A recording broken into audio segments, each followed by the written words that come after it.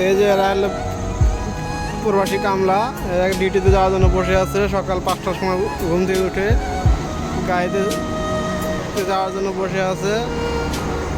এরা বিদেশে এসে স্বপ্ন পূরণ করতে, স্বপ্ন তো পূরণ করবো কেমন করে, ঘুমই তো পূরণ করতে পারে না। ওই যে আমার এক বড় ভাই, মনটা অনেক খারাপ। এই যে আমাদের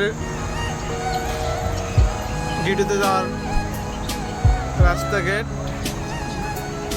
এখানে কাঠ পাঞ্চ করে যেতে হয়। ওই যে আমাদের কাজের জায়গা, ওইখানে পিছনে কাজের জায়গা। এই যে আমার বড় ভাই ইউটিউবার, আমার বড় ভাই চ্যানেলটা সবাই সাবস্ক্রাইব করবেন।